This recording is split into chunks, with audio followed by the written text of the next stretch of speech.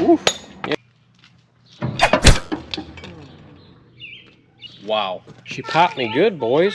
And that's why you gotta have them set to the proper tension, because too loose, this will spin all the time, it'll heat up, and boom, your hayfield's on fire.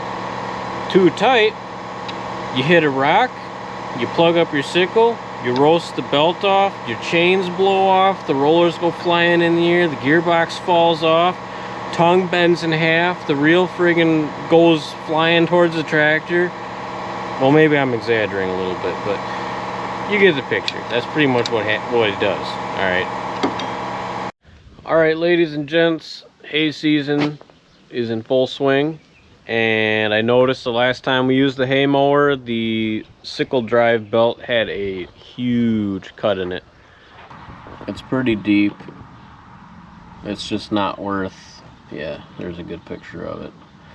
I think last year I got something caught up in the sickle and it stopped here, and I'm kind of nervous about using it. Well, I'm not nervous about using it, but I'm afraid that the next time I use it, I'm gonna get halfway done with the field and then it's gonna break, and it's not exactly easy to change. So we're gonna go ahead and do it now. All the tools you're going to need to complete this job, right here we have a hammer, a 9/16 wrench, a 1/2 inch wrench, a 11/16 wrench.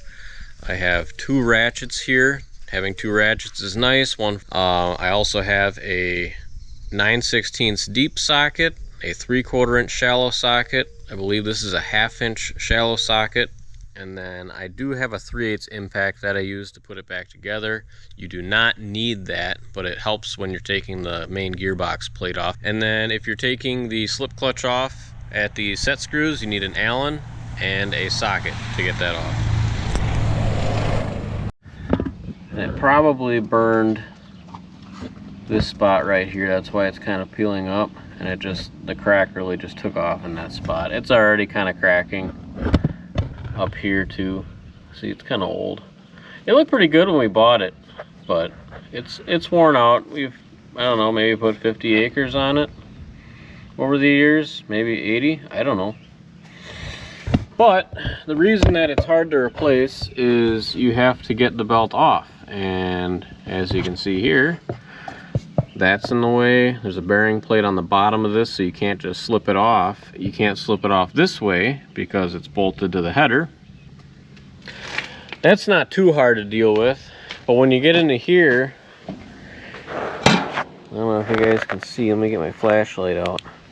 You can see there's the drive belt, but you got the 2 drive chains, and then there's a bearing on that side, and then on this side you have the gearbox. So the belt's right in the middle. Well, what the heck, how do I get it off? It can't go off this way, and it can't go off this way. So essentially you got to pull this whole plate off, and there's a couple other things you got to undo in there, and we're going to go through all that. It's not a 10-minute job, but I bet you if all the bolts came out and you were booking it, or you were pissed, or there was rain coming or something, I bet you could probably get it done in an hour and a half. Maybe, I don't know. Let's find out. To start, this is one of the drive chain tensioners. We're gonna loosen this bolt, and then we're gonna loosen this tensioner, and that'll take the tension off of the chain. We'll be able to slip the chain off the sprocket. And then the other one, you flip open this front lid. The other idler is right here. This is the one that ties the 2 rollers, or conditioner rollers, together. Or no, this drives the top one. Okay, the other one drives the bottom one. Anyways, you'll just loosen this bolt and it'll come up, and then you can pop the chain off. If you don't have enough slack, you'll just have to take the master link off and, you know, remove it or whatever, because we got to move this whole shaft.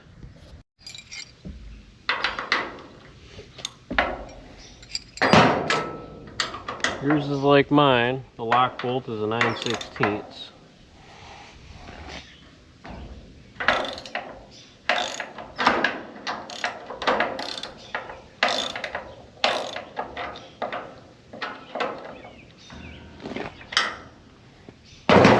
And then the threaded portion of the tensioner, they're 1/2 inch.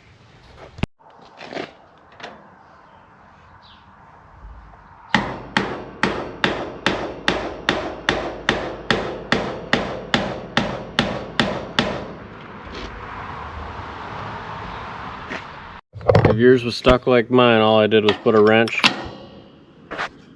right there like that, hit the top of it with a hammer, then she'll go down. I have not loosened anything in here. And you can see the chain is all slack now. So now I don't think there's enough to slip it off. So I think I'll find the master link and just take the chain off that way. We're gonna take this one off too. This one's a 3/4 inch. Oh, and it's got a stud on it. So you just gotta loosen the nut. That's kind of nice.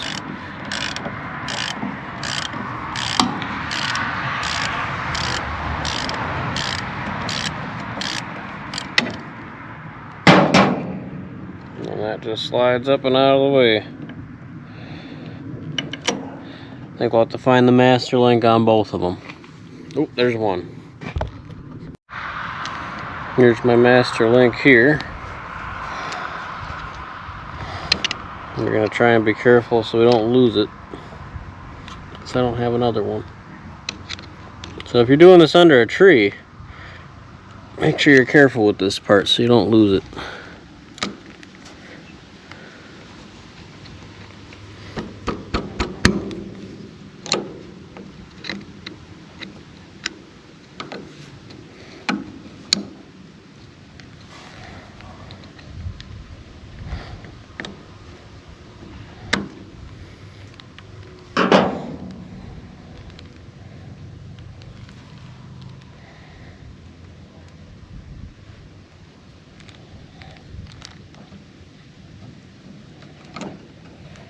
There you go. Make sure you set that somewhere where you won't lose it. Alright, I'm just going to take this part of the chain off. I'm going to leave it hanging on the roller. There's no need to take that off. We just need to access this shaft. Alright, now you got to find the master link on the other chain.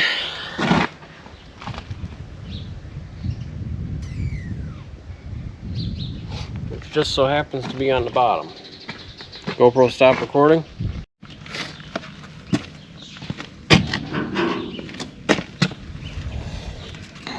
Here's the other master link.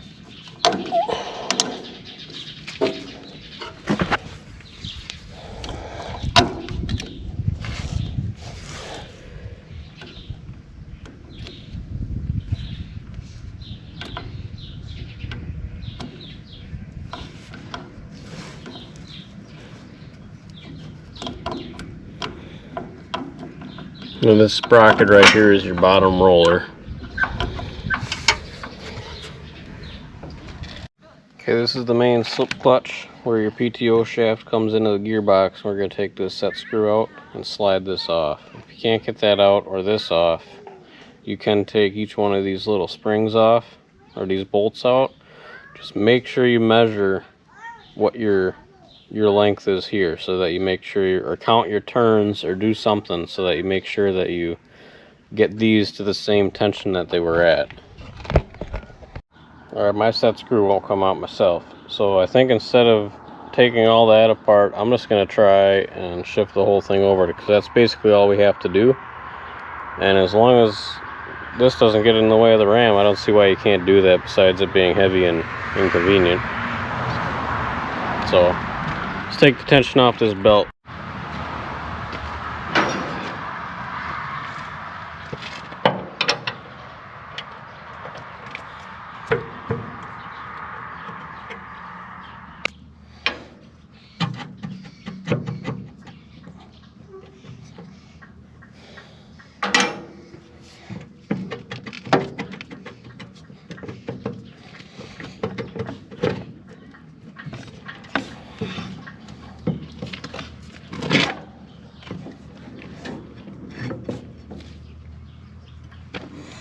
Okay, so I got the belt slack. I took it off of the top pulley. I just kind of put it in the middle of that shaft.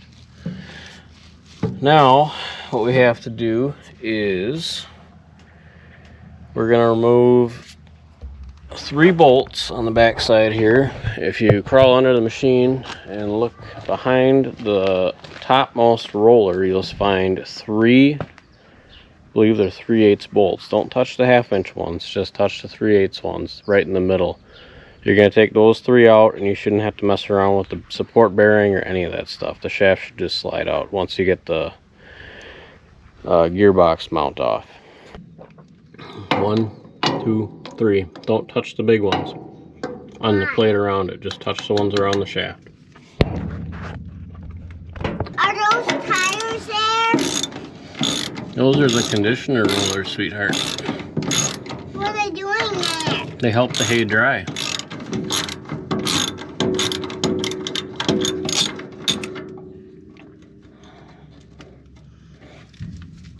You see? Yep, keep holding it right there. You're doing a great job. It's gonna wiggle a little bit. It's alright. Pretty soon you'll be doing this by yourself. Mm-hmm. All by myself, and you won't even have to do it. Boy, that'll be life, huh? That's right. Never, ever, ever, ever. Never, ever, ever, ever. Leave it there. Leave it there, sweetheart.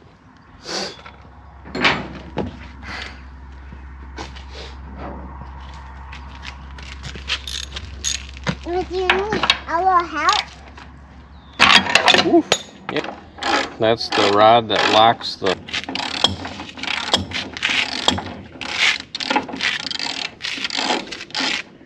What is that? That's a screwdriver. And what is it doing there? I was using it to get something off. Can I play with my little tractor toy? Sure. You want to get it out for you? Yeah. Alright, well I guess I'll see how this thing slides off. It's probably 1,000,000 pounds. Boy, yeah, she's heavy.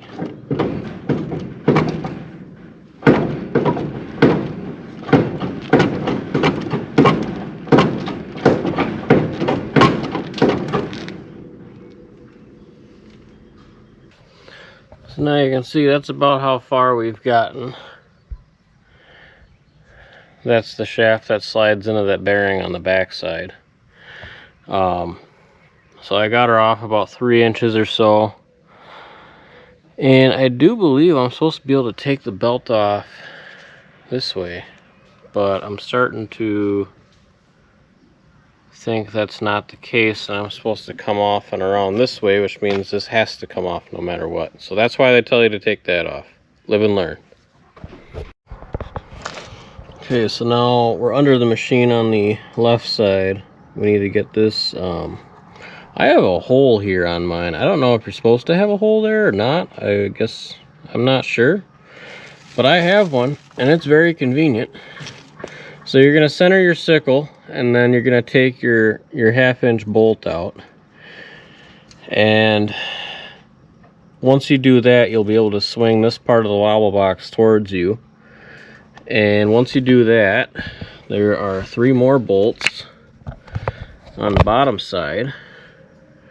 These are also 3/4 heads. You're going to take these 3 out.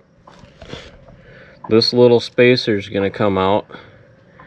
And then there's a bearing plate. You're going to rotate the bearing plate so that you don't have to wiggle the belt out the long way. You can rotate it. I'll show you what I'm talking about in a minute here.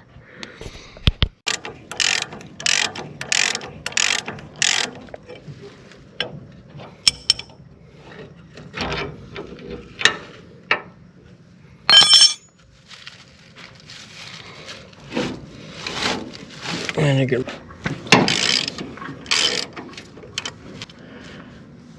so this is that little plate that you have to get out.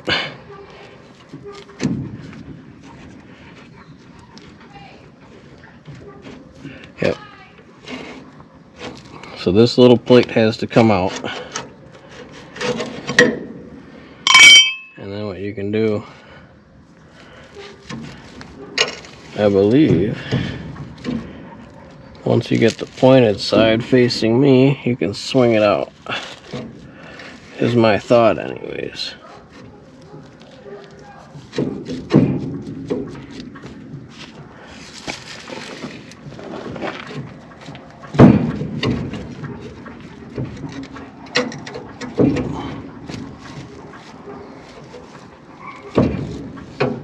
Yep, like that. Okay, so that's how that works.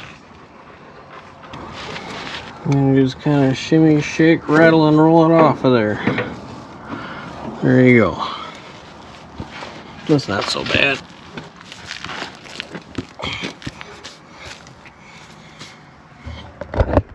Alright, then what you're gonna do, now that you're this far, you got the belt off down there, and kind of got it just hanging here. You're gonna take this off, and basically you're gonna take the belt all the way around this plate, and then it'll slide off, then you can slide the new one on, and then you just gotta put everything back together. I mean, I guess it's not as bad as I thought it was gonna be. It's still a little involved to change a friggin' belt though. I mean, crying out loud. What do you do? Now I really don't know if I want to give you guys a measurement, because I think this is supposed to be adjusted by how hard it is to turn this, you know, to get it to slip. But I'm just going to tell you, these springs look like they're pretty original. Some of them look newer. But what I'm going to do, now I'm just going to measure, I guess, from the bottom. I'm going to measure from the top of the washer to the top of the plate. See? And it says 1.56 inches. So roughly 1.5 inches. If you want to go from the bolt to the back of the flange like that, it's 2.14 inches. And look like a goof with the light. You basically just got to set them all the same depth, so that your clutch slips. If something goes wrong, your clutch slips and not your belt or anything else. You know, if you were gonna slip something, you want it to be the slip clutch. That's what it's for.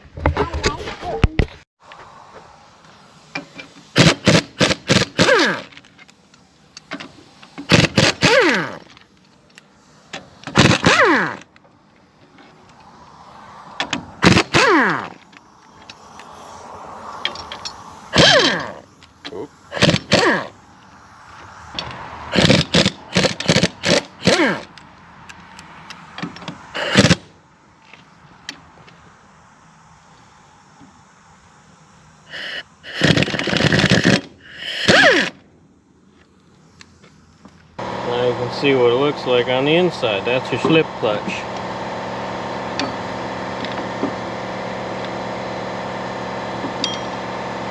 See that these are all discs, okay?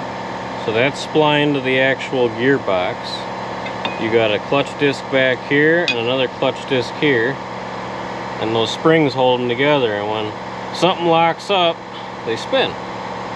And that's why you got to have them set to the proper tension, because too loose, this will spin all the time, it'll heat up, and boom, your hayfield's on fire. Too tight, you hit a rock, you plug up your sickle, you roast the belt off, your chains blow off, the rollers go flying in the air, the gearbox falls off, tongue bends in half, the reel friggin' goes flying towards the tractor. Well, maybe I'm exaggerating a little bit, but you get the picture. That's pretty much what it does. All right. So I embellished a little bit. Big deal. Anyway, see, we're gonna take the belt off like this, work it around that big old plate. Gotta kind of lift up on this 640-pound gearbox, and there you go. There's your belt. It only took us about 5 minutes to get her off. The sun sets at 8:50, and I start at 8:45, obviously. But yeah, there's the belt. I got the new one. I'm gonna put that on tomorrow morning. I think that's enough for tonight. All right, it's the next day, and we're gonna start by slipping this belt back on.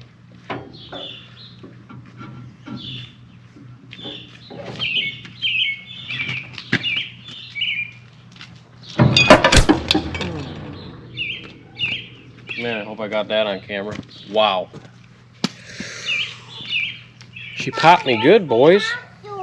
That smacked me right in the face. Well deserved, I suppose.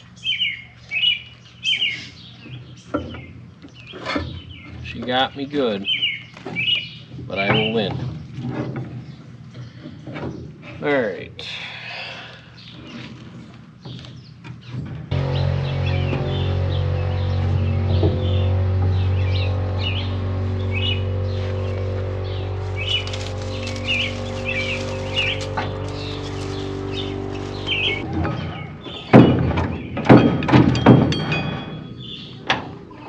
Basically where we're at now is we got the belt slipped on there, we got it slipped on there, we're going to slide this plate back on and get it bolted back up.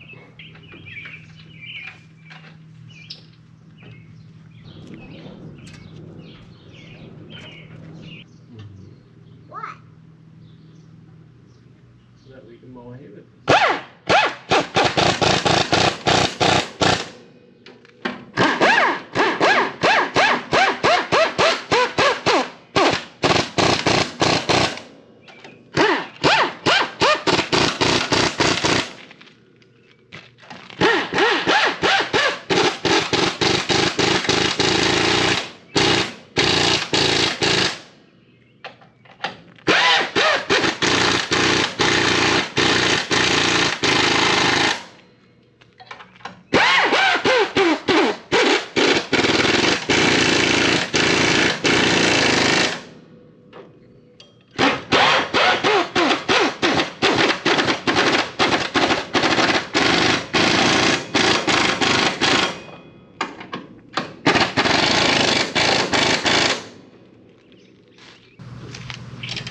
What are you doing?